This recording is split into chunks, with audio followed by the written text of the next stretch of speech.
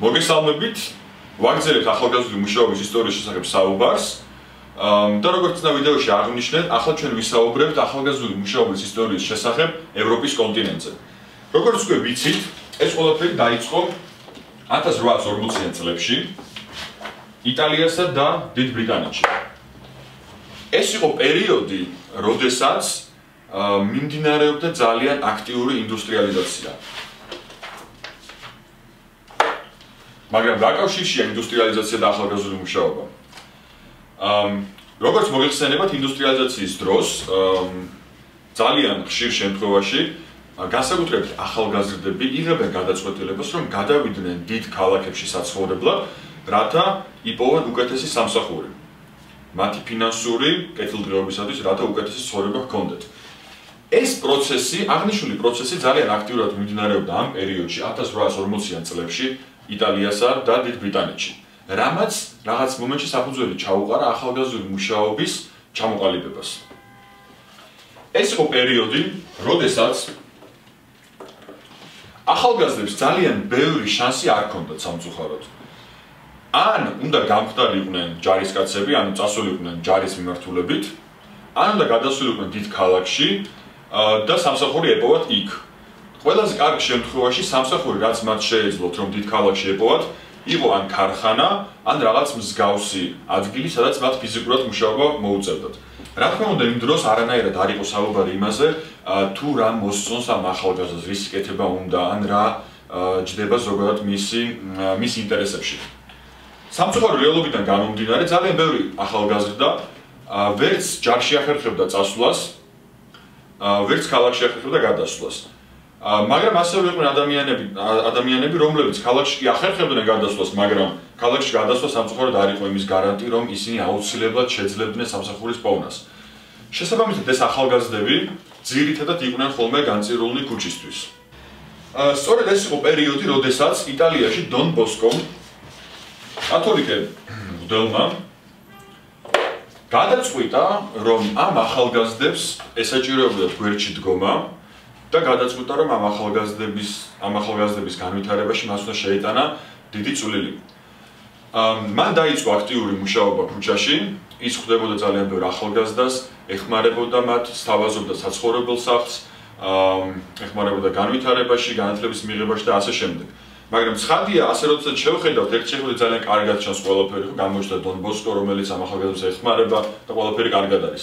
მაგრამ რა თქმა უნდა, სამწუხაროდ, რეალობიდან გამომდინარე ეს ყველაფერი ასე არ მოხდა, იმიტომ რომ როდესაც დონ ბოსკომ დაიწყო ამ ახალგაზრდებთან აქტიური ურთიერთობა, მან ასევე დაიწყო აქტიური ურთიერთობა ციხეებთან. ის დადიოდა ციხიდან ციხეში, ხვდებოდა ახალგაზრდებს, ესაუბრებოდა მათ და ცდილობდა, რომ ეს ახალგაზრდები თავის შესაძლებლობიდან გამომდინარე სწორ გზაზე დაეყენებინა. პირველი ყველაზე დიდი პროტესტი, რაც მას უჩნდებოდა იმ პერიოდში, იყო ის, რომ ეს ახალგაზრდები, რომლებიც იმ რეალობიდან გამომდინარე იყვნენ ციხეში მოხვედრილები, ციხეში დროს ატარებდნენ ისეთ კრიმინალებთან, როგორებიც იყვნენ მკვლელები, როგორებიც იყვნენ ყაჩაღები, მძარცველები. ეს რა თქმა უნდა ძალიან ცუდი იყო ამ ახალგაზრდებისთვის. მან დაიწყო ძალიან დიდი აქტიურობა ყოველივე ამის წინააღმდეგ, მაგრამ საბოლოო ჯამში დადგა იმ რეალობის წინაშე, რომ მას თხოვეს გაეკეთებინა არჩევანი. ან უნდა დარჩენილიყო ეკლესიაში მღვდლად,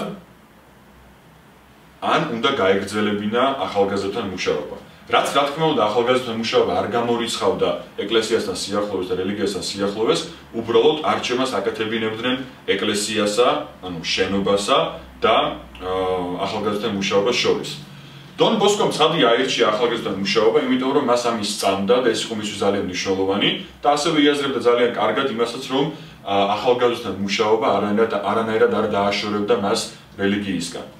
უბრალოდ ყველაზე ცუდი რაც მოხდა მის თავს იმ მომენტში იყო ის, რომ ეკლესიას რაც უფრო მეტად შორდებოდა, ეს ყველა ბენეფიტი, რაც მას ჰქონდა ეკლესიის მსახურობიდან გამომდინარე, ყველაფერი აკლდებოდა. რაც იყო ფინანსური მხარდაჭერა, რაც იყო საცხოვრებელი და ასე შემდეგ. ეს სამწუხარო რეალობა დაუდგა დონ ბოსკოს, მაგრამ ის მაინც იბრძოდა თავისი ღირებულებებისთვის, გაჭირვებაში ძალიან უჭირდა, მაგრამ მაინც ცდილობდა, რომ იმ ღირებულებებისთვის ემსახურა, რომელსაც მას სწამდა. სწორედ ამიტომ მან იქირავა პატარა სახლი, 3 ოთახი, სადაც ასევე აცხოვრებდა ამ ახალგაზრდებს, ვისაც რეალურად მისი მხარდაჭერა ძალიან სჭირდებოდა. რა თქმა უნდა, ჰქონდა ცუდი მომენტებიც ამ პერიოდში, იმიტომ რომ რამდენიმე ახალგაზრდამ მისი სახლი გაქურდეს, ზოგმა გადასაფარებლები მოიპარა, ზოგმა ჭურჭელი მოიპარა, მაგრამ ის მაინც არ ეპუებოდა და ამ საქმიანობას აგრძელებდა, იმიტომ რომ ისევ და ისევ მას ამ საქმიანობის სწამდა. პარალელურად კი ლონდონში აქტიურად მუშაობა დაიწყო ჯორჯ ვილიამსმა, როგორც აღნიშნეთ წინა ვიდეოში, მან შექმნა ახალგაზრდა ქრისტიანი მამაკაცების ასოციაცია YMCA,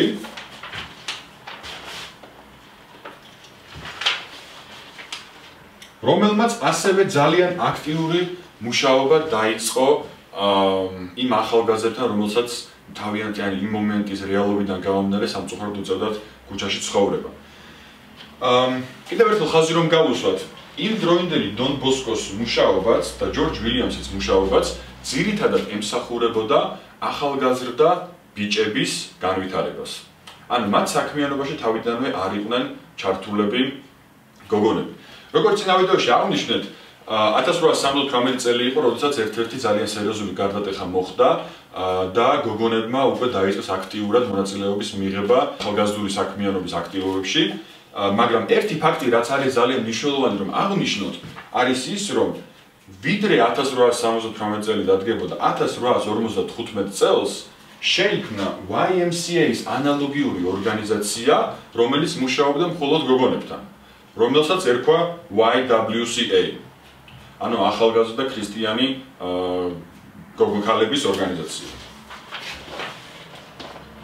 ეს იყო პერიოდი, როდესაც ეს ორი ორგანიზაცია დამოუკიდებლად მუშაობდნენ და რამდენიმე წლის შემდეგ უკვე დაიწყეს კოლაბორაცია და ერთობლივი მუშაობა.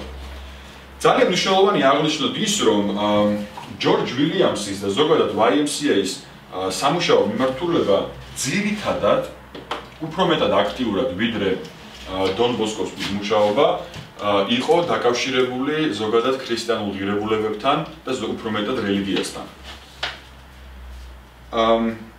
იმ მომენტისათვის YMCA-ის ამოსავალი წერტილი და ყველაზე მნიშვნელოვანი მიზანი იყო, რომ ხელი შეეწყოთ ახალგაზრდებისთვის, რათა მათ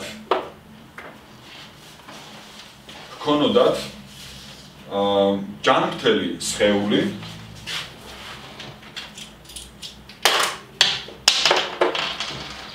ჯანმრთელი გონება და ჯანმრთელი სული. რაც შესაბამისად ნიშნავს იმას, რომ YMCA-ის მიზანი იმ მომენტში იყო და პრინციპში დღესაც იგივეა, და დღესაც ძალიან აქტიურად იზიარებს ამ მიზანს, იყო ის, რომ ხელი შეეწყოთ ჯანმრთელი სხეულის, გონებისა და სულის განვითარებას ახალგაზრდებში.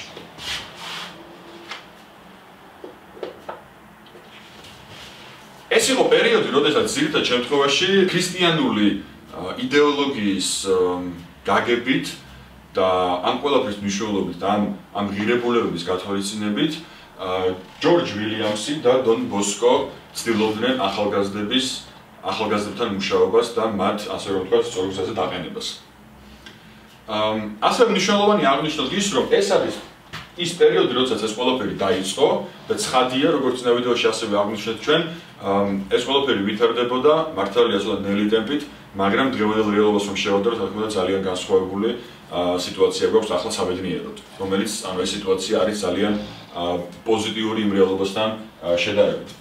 ახლა რომ გადავახტეთ მე-19 საუკუნის მეორე ნახევარსა და მე-20 საუკუნის პირველ ნახევარს, საინტერესოა ყურადღება გავამახვილოთ იმ პერიოდზე, როდესაც ახალგაზრდული მუშაობა უკვე ნელ-ნელა ხდებოდა აღიარებული საქმიანობა. ანუ გარდა იმისა, რომ ახალგაზრდული მუშაობა იყო აღიარებული როგორც მნიშვნელოვანი საქმიანობა, რაღაც მომენტში უკვე დაიწყო ძვრები, რომ ახალგაზრდული მუშაობა გამხდარიყო პროფესია. აღიარება დღევანდელ რეალობაში, დღევანდელ ევროპაში თითქმის მე პირადად სიმართლე გითხრათ არ მახსენდება არც ერთი ქვეყანა, რომელსაც ახალგაზრდული მუშაობა როგორც საქმიანობა არ აქვს აღიარებული და არ მახსენდება ნამდვილად ქვეყანა, რომელიც თulis რომ ახალგაზრდულ მუშაობას არანაირი სარგებელი არ აქვს ან თulis რომ ახალგაზრდული მუშაობაზე მეტი სარგებელი სხვა რამე პროფესიამ შეიძლება მოიტანოს ამ მიმართულებით. მაგრამ მნიშვნელოვანი აღნიშნოთ ის, რომ 80-იან წლებში იყო ძალიან აქტიური ტენდენცია, როდესაც ქვეყნებმა გადაწყვიტეს ახალგაზრდული მუშაობა გაეხადათ პროფესია.